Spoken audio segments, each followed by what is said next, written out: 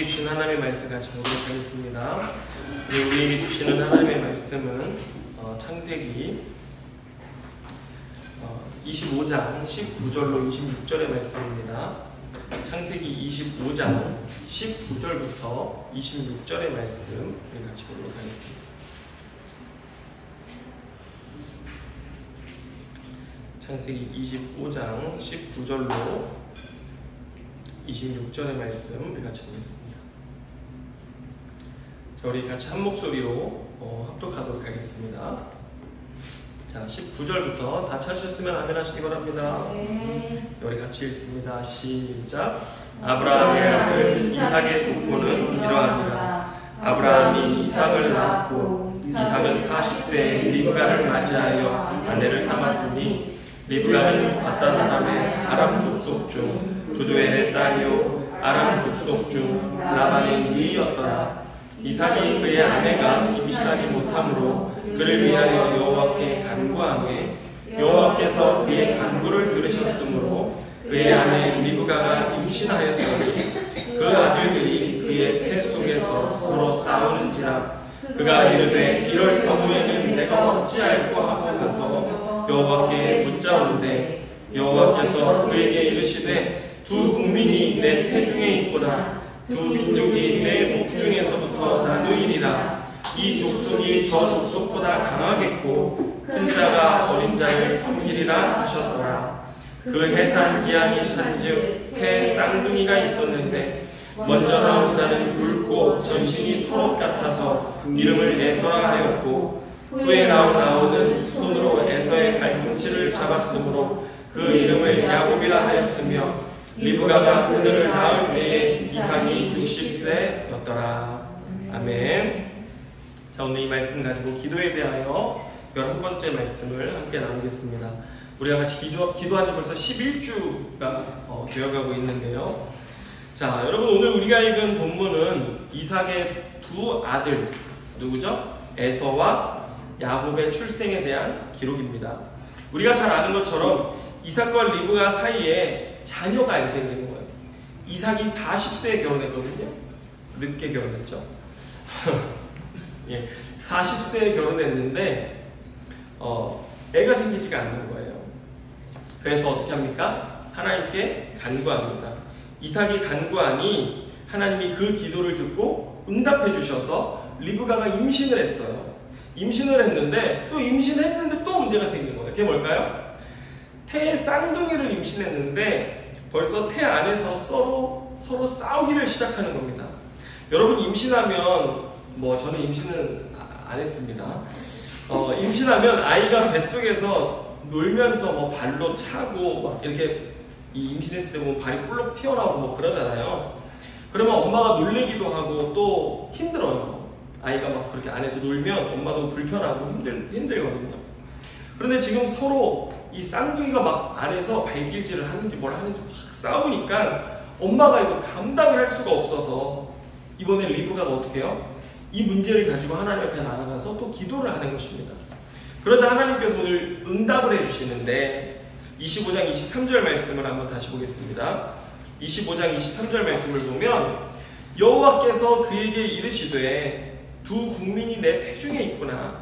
두 민족이 내 복중에서부터 나누이리라. 이 족속이 저 족속보다 강하겠고 큰 자가 어린 자를 섬기리라 하셨더라. 이렇게 말씀하고 있습니다.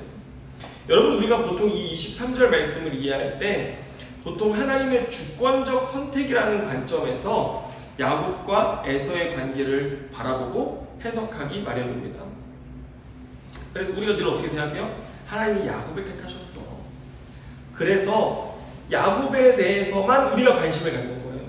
그 야곱은 하나님이 택하셨기 때문에 어떤 일을 했든지 야곱이 옳은 것 같고 하나님이 야곱의 편이 되어주신 것 같고 그냥 오로지 야곱을 택했기 때문에 하나님이 성경에 야곱이 주인공이 되게 하시고 이렇게 했다라고만 생각하는 거예요. 그냥 에서가 왜 잘못됐어요? 하나님 택함 안 받았기 때문에 잘못됐다 이렇게 생각하거든요. 그런데 여러분 그건 큰 오해입니다. 오늘 본문에는요 이런 주권적 선택이라는 관점보다 더 중요한 하나님 나라의 뜻이 담겨져 있어요. 여러분 그게 뭐냐면 자 이제 보세요. 오늘 이렇게 야곱과 에서가 태중에 싸우는 일로 하나님이 말씀하신 뒤에 이들이 태어난단 말이에요. 태어나면서부터 뭐가 시작돼요? 야곱과 에서 사이에 갈등이 시작됩니다. 그런데 여러분 신기하게도 창세기는 오늘 이 본문 이후로 갈등에 대해서 많이 다룹니다. 특별히 또 하나의 갈등이 뭐가 있어요?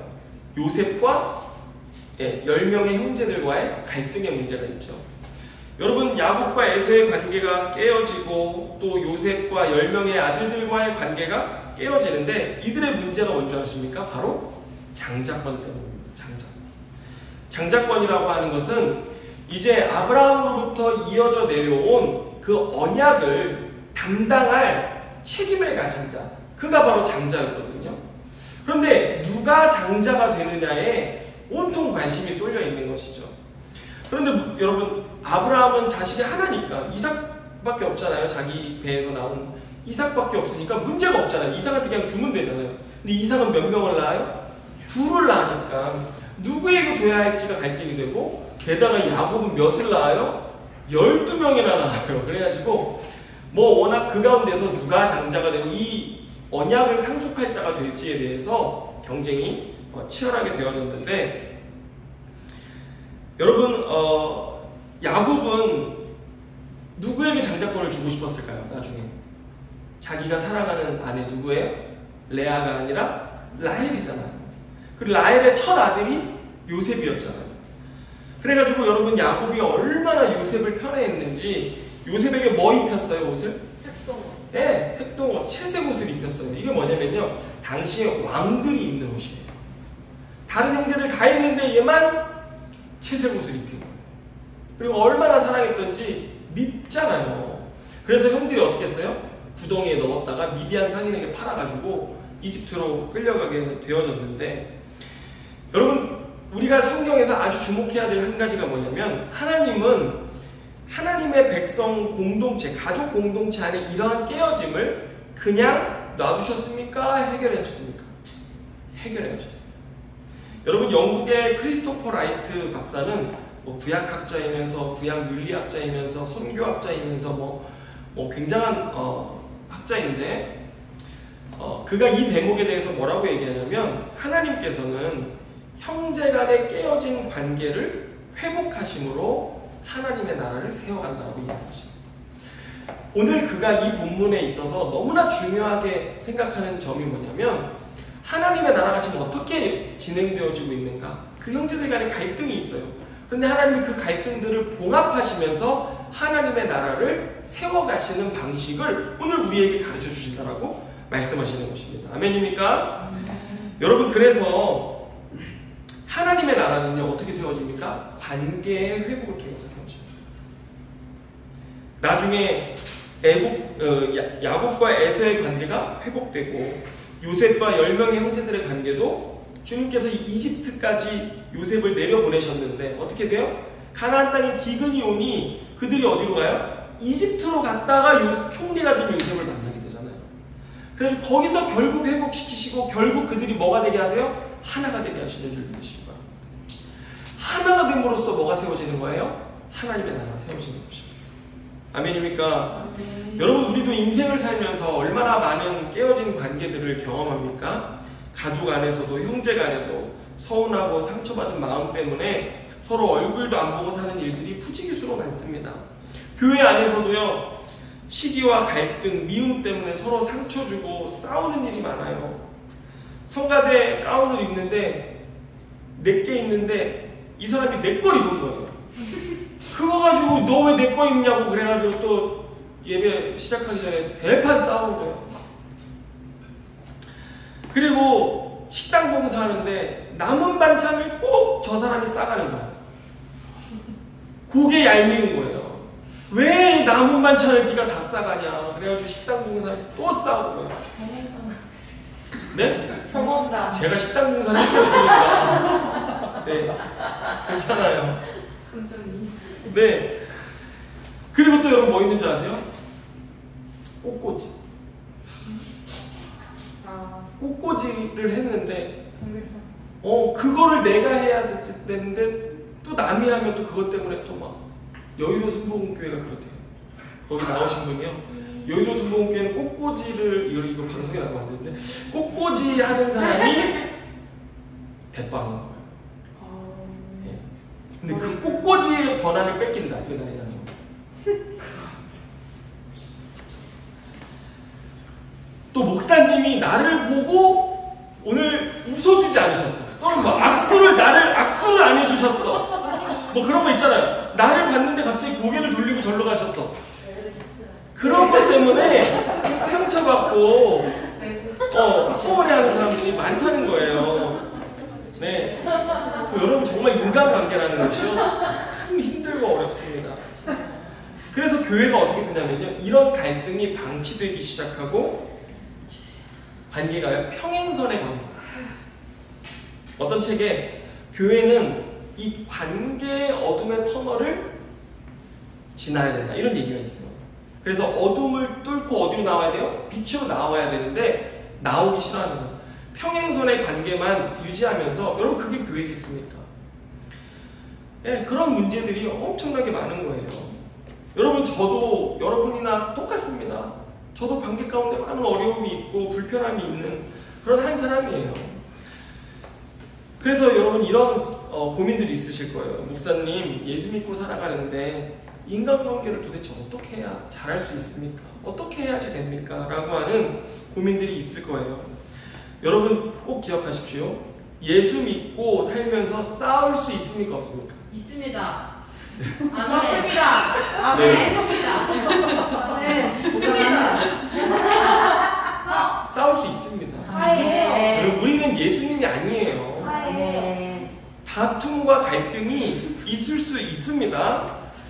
우리는 교회는 아직 안 싸웠잖아요. 이 어둠의 터널을 겪지 않은 거예요, 우리는. 네. 아니요, 잘 가고 봅니다. 은혜가 있어서, 하나의 은혜가 있어서 잘 가고 있는데요. 네. 내가 잘못했기 때문에 깨어질 수도 있고, 내 연약함 때문에 내 실수와 잘못으로 상대방에게 상처를 주고 관계가 깨어질 수도 있고요. 그렇잖아요. 성격이나 말투나 언행이나 이런 것들 때문에 괜히 사람들한테 상처를 줄 수 있잖아요. 또 상대방의 잘못된 태도와 언행으로 내가 상처받고 관계에 금이 갈 수도 있어요. 여러분 이런 상황에서 어떻게 대처하는지가 굉장히 중요합니다. 자, 한번 제가 재미난 얘기 해드릴게요. 한 번은 저희 어머님께서 미용실에 머리를 하러 가셨어요. 그래 이제 겨울에 경량 패딩을 이렇게 입잖아요. 이걸 벗어놓고 미용실에 이제 머리를 하시는데 어머니 앞에 하셨던 분이 머리 다 하고 가면서 그 경량 패딩을 자연스럽게 입고 나가시는 거예요. 똑같았어요. 그래가지고 어머님이 머리를 다 하신 뒤에 보니까 없어졌어요. 그래가지고 이상하다 싶어서 그 생각이 나서 CCTV 경찰을 불러가지고 CCTV를 돌렸어요. 그랬더니 그 여자가 가져간 거예요. 그래서 미용실 원장을 통해 가지고 그분 전화번호를 알아가지고 연락을 취했더니 오란 여자는 안 오고 그 남편이 온 거예요. 와가지고 아니 우리 아내도 똑같은 옷이 있는데 왜 자기 옷 관리 똑바로 안 하고서 내 아내를 도둑 취급하냐고 막 큰 소리 치면서 막 소란스럽게 한 거예요. 그래 결국에는 경찰이 다 이렇게 보니까 그 여자가 훔친 게 맞아요. 그걸로 판명이 나가지고 어머님이 옷을 되찾아가지고 오셨어요.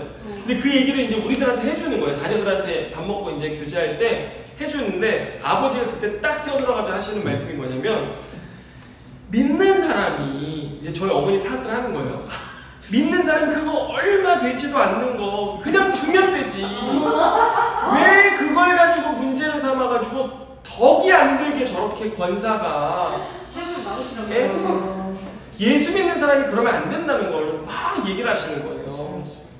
여러분 한번 생각해 보세요. 여러분이라면은 어머니의 행동대로 하셨겠습니까? 아버지의 행동대로 하셨겠습니까? 어머니. 그런데 많은 또 그리스도인들이 아버지와 같은 행동, 내가 나를 통해서 예수가 영광 받으셔야지, 차라리 내가 희생해야지, 내가 손해를 봐야지, 그리고 내가 그냥 져주고 말지, 뭐 이런 식으로 이게 사랑이고 이것이 정말 그리스도의 마음을 가지고 살아가는 거라고 생각하는 사람들도 또 많아요. 그런데 여러분, 사랑과 정의라는 책을 쓴 미국의 기독교 철학자 니콜라스 월토스토프 박사가 그의 책에서 이 문제에 대해서 비슷한 조언을 했습니다. 뭐라고 했냐면 그가 이런 얘기했어요.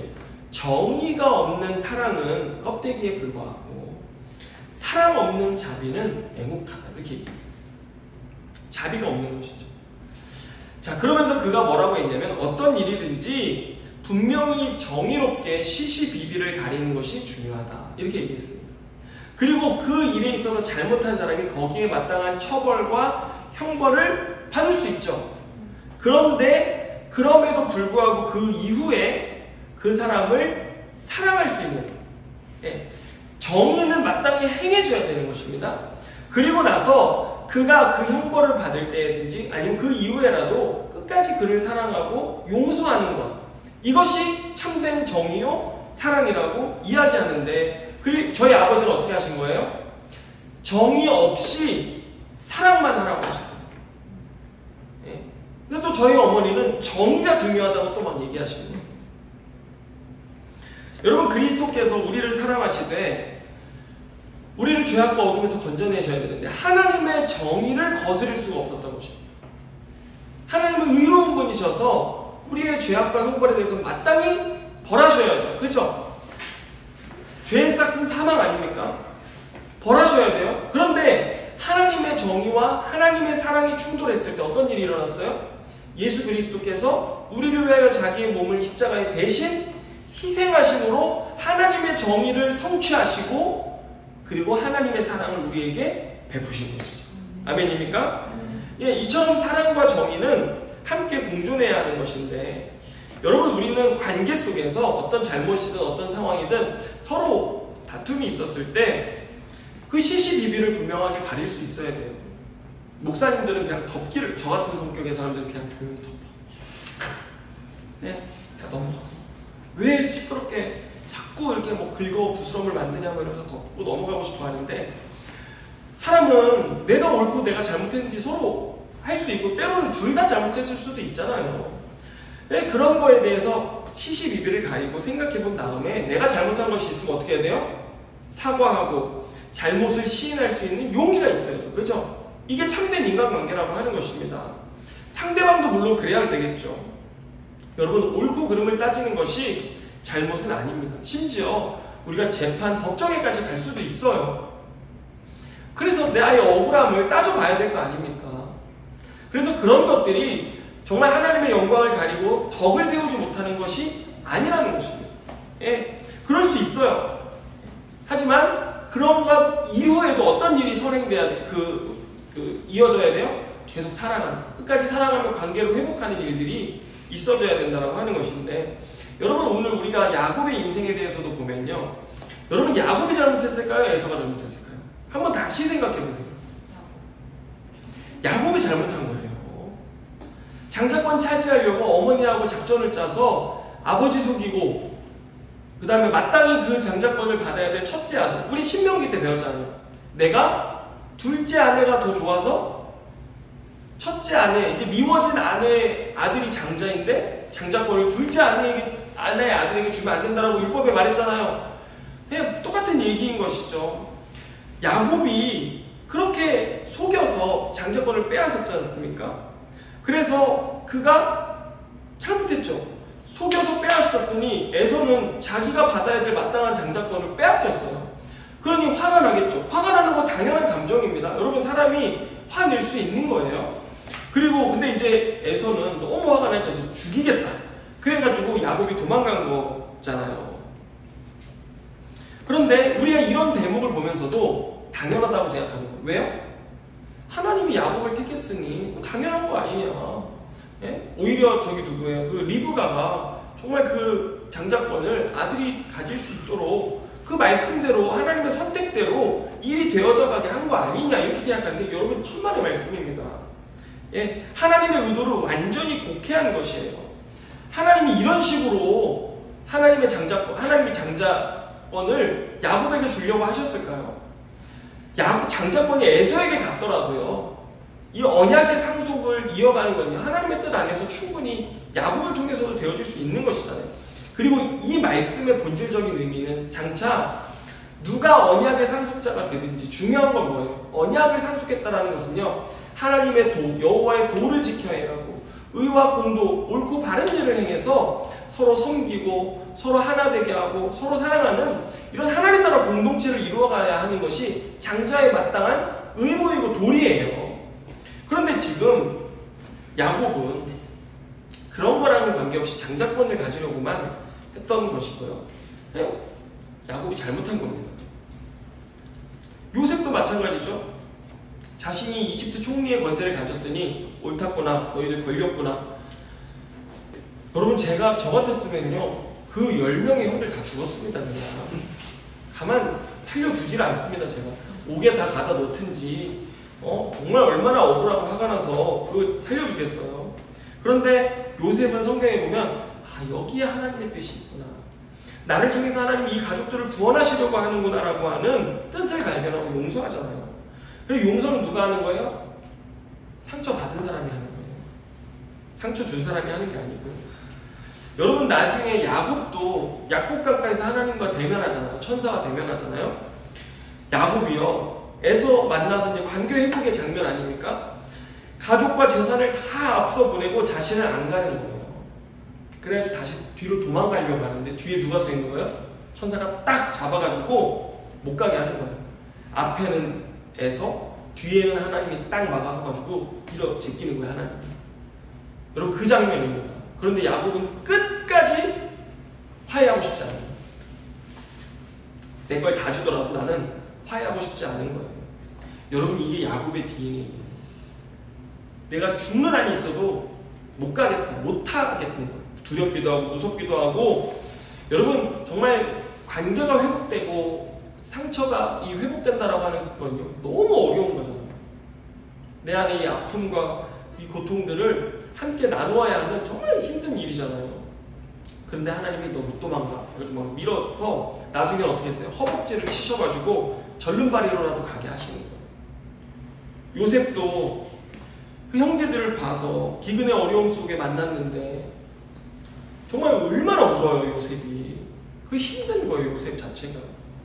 여러분, 관계 회복이라는 것은 이처럼 하기 싫고 두려울 정도로 정말 힘든 일이에요. 우리의 감정과 마음이 아픈 일인데 하나님은요 언젠가 우리의 깨어진 관계 속, 여러분 우리 그런 관계들이 있잖아요. 회복해야 할 관계들이 있잖아요. 그 관계들을요 언젠가 때가 참에 회복하게 하십니다.